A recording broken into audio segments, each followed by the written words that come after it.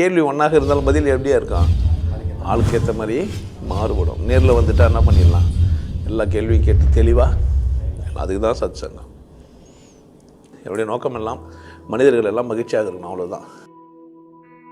எண்ணங்களுக்கு ஒரு மூலம் இருக்குதா அப்படின்னா இருக்குது. எண்ணங்களின் மூலம் அப்படின்னா ஒரு மொழி தெரியுது, எனக்கு வார்த்தைகளை கோர்வையாக்கி ஒரு மொழி தெரிஞ்சு அர்த்தம் பண்ண வச்சுக்கிறேன். அதனால தான் எண்ணமிட முடியுது. ஒரு மொழியும் தெரியலன்னா என்னால் எண்ணமிட முடியாது. எண்ணம் எனக்கு எண்ணமிட முடியும்னு இயற்கை படைச்சதுனால நான் மொழிகளை உருவாக்கிக்கிறேன். மொழிகளை உருவாக்கிட்டு பிறகு இப்போ மொழியோட எண்ணத்தையும் சேர்த்து வச்சுக்கிறேன். ஸோ ஒரு மனிதன் எண்ணமிடுதல் எங்கே இருக்கும்னா அவன் தாய்மொழியில் இருக்கும். 2 மொழி ஆயிடுச்சுன்னா எண்ணமிடுதல் கொலாப்ஸ் ஆகிடும். தண்ணி வேணும்னு கேட்க வருவான், அவனுக்கு வாட்டரும் தெரியும், ப்ளீஸ் வாட்டர்னோ இல்லை வாட்டர் ப்ளீஸ்னோ ஏதோ சொல்லணும், குழப்பமாயிடுவான். கொஞ்ச நேரம் யோசித்து தான் பேசுவான். ஏன்னா அவனுக்கு 2 மொழி தெரிஞ்சிச்சு. இப்போது எண்ணமிடுதலில் சிக்கலாயிடும். நேர்மையான மனிதன், ரொம்ப உண்மையான மனிதன், சரியான மனிதன் தாய்மொழியில் தான் பேசுவான். ஏன் அப்படின்னு சொல்கிறாரு, இது வில்லியம் ஷேக்ஸ்பியர் சொல்கிறார். ஏன்னா நேர்மைன்றது அவன் மொழியோட சேர்ந்த பிணையப்பட்ட ஒன்று. ஸோ எண்ணம் ஒன்றா இருக்கும்போது அவனால் பல மொழிகளை பேச முடியாது, தெரியலாம். அப்போ பல மொழிகளை பேசணுன்னா எழுதி காட்ட முடியும், இல்லை ரொம்ப நிதானமாக பேச முடியும், இல்லை ஒரு முறை யோசிச்சுட்டு தான் பேச முடியும். இப்போ இங்கே வந்து ரிசப்ஷன்கிட்ட போய் இங்கிலீஷில் நான் பேசணுன்னா கொஞ்சம் யோசித்து பேசணும். இல்லைன்னா எனக்கு எண்ணமிடுதலே அந்த மொழியில் ஆயிருக்கணும். எண்ணமிடுதலே அதில் எனக்கு ஆயிடுச்சுன்னா 2 எண்ணமிடுதல் ஆகிடும். இப்போ எண்ணமிடுதலுக்கு மூலம் மொழின்றதுனால இப்போ 10 மொழி தெரிஞ்சிச்சுன்னா எண்ணமிடுதல் தாறுமாறாக போயின்னு இருக்கும். ஒரு ஒழுக்கம் இருக்காது, ஒரு சீரான ஒரு ஓட்டம் அதில் இருக்காது. அப்போ மூலம்னா மொழி. அப்போ எண்ணமிடுதல் மொழியில் மட்டுமே வந்துடுதான்னா அதுக்கும் முன்னாடி எனக்கு எண்ணம்ன்றதுக்கான, அதாவது யோசிக்கிறதுக்கான, சிந்திக்கிறதுக்கான ஒரு செயலை மனப்பாடம் பண்ணிக்கிறதுக்கான சில விஷயம்லாம். அப்போ காட்டுவாசிகள்லாம் எப்படி வாழ்ந்துருப்பாங்கன்னா ஒரு செயலை பார்த்துருப்பாங்க, அது படமாக வரைஞ்சி வச்சாங்க. அம்பு எடுத்து அடிக்கிறது, போகிறது, பானை செய்கிறது, இதெல்லாம் பார்த்தீங்கன்னா மொழி அந்த காலத்தில் பார்த்தீங்கன்னா மொழியெல்லாம் படமாக தான் இருக்குது. இன்றைக்குமே அது இருக்குது. டாய்லெட்லாம் போனீங்கன்னா ஒரு பொம்பளை போனீங்கன்னா ஒரு ரவுண்டு போட்டு செம்மி போட்டு வச்சுருக்கோம், முக்கோணத்தில் கூரான முனையை மேலே போட்டு இப்படி போட்டு வச்சுருக்கோம். ஆணுக்கு பார்த்தீங்கன்னா கட்டமாக போட்டு வச்சுருக்கோம், முக்கோணம் போடாமல். அது மாதிரி கண்டுபிடிக்கலாம் படத்தை பார்த்து. அப்போ எண்ணமிடுதல் படத்துலேருந்து மாறி மொழிகளாக மாறி வார்த்தைகளாக மாறி அந்த குறியீடுகளாக மாறி குறியீடுகளை பற்றி நீ மொழியாக மாற்றி எண்ணமிடுதல் ஆகி இப்போ நிறைய தகவல்களை பெற பெற பெற பெற எண்ணமிடுதல் மாறி நேருது. எண்ணம் எப்படிலாம் நேர்மையாக இருக்குது தப்பாக இருக்குதுன்றதெல்லாம் கற்றுக்கின்ற புத்தர் இது. அவன் கற்றுக்குன்னு என்ன யோசிக்கிறானோ அதுதான் அவனுக்கு.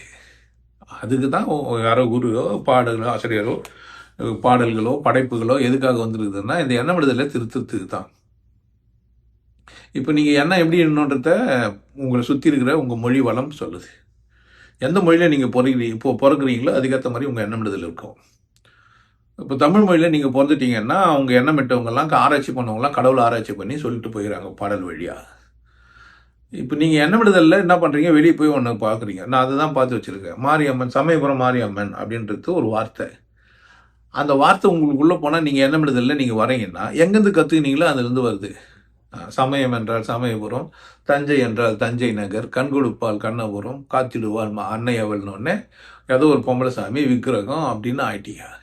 சமயபுரம் மாரியம்மன் அது அர்த்தம் இல்லை. ஏன்னா உங்களுக்கு ஏற்கனவே ஒன்று தெரியும், இந்த வார்த்தை அங்கே போன உடனே அதோடு சேர்ந்து எண்ணமிடுதல் மாறிடுது. ஸோ மொழி வளம் முக்கியவர்கள் அப்படி போக மாட்டாங்க. நேராகவே மாரியம்மன் எப்படி சொல்லியிருப்பான், அவ்வளோ பெரிய முட்டால் அந்த வார்த்தையை கண்டுபிடிச்சிருப்பானா?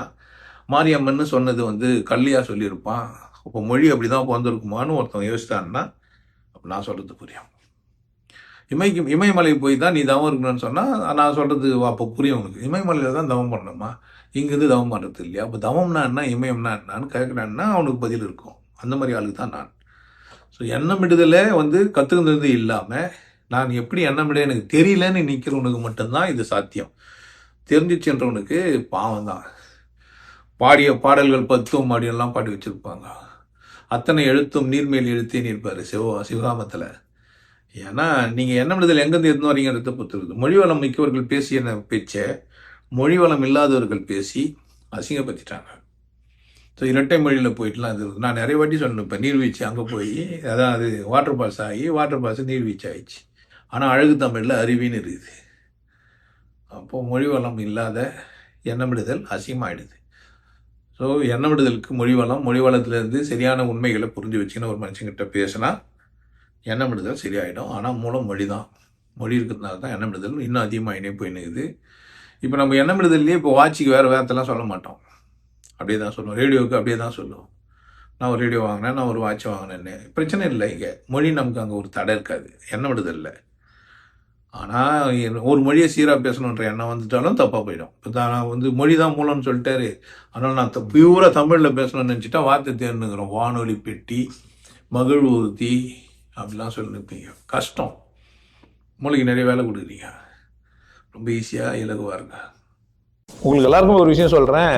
ஆனந்த வாழ்வு அப்படின்ற ஒரு கோர்ஸ் யூடியூப்ல போட்டு வச்சு, ஹாப்பி லைஃப் கோர்ஸ். நீங்க மெம்பர் ஆனீங்கன்னா ஆனந்த வாழ்வு கோர்ஸ் நேரடியா நீங்க யூடியூப்ல பார்க்கலாம். ஃபேமிலியா டிவில போட்டு என்ன பண்ணலாம், எல்லாரும் ஃபேமிலியா போட்டு பார்க்கலாம். ஒருத்தர் தான் சப்ஸ்கிரைப் பண்ணீங்க, 5 பேர் 6 பேர் என்ன பண்ணலாம், நீங்க அதை பார்க்கலாம். வாய்ப்பு பயன்படுத்திக்கப்பா. இறைவை உணர்வோம், இன்பத்தில் கிடைப்போம். குருசில யோகிய நாடு, உன்னை நீ கொண்டாடு, கொண்டாட்டம் உனது பிறப்புரிமை. மனம் மறப்போம், மனிதம் வளர்ப்போம். நல்லா இருங்க, சிறப்பாக இருங்க, கொண்டாட்டமாக இருங்க. உங்களை நீங்கள் மதிப்பு மிகுந்தவராக மாற்றுறது உங்கள் கையில் தான் இருக்குது. நல்லா இருங்க. நான் ஒரு வாய்ப்பு என்னை பயன்படுத்திக்கலாம். நல்லது.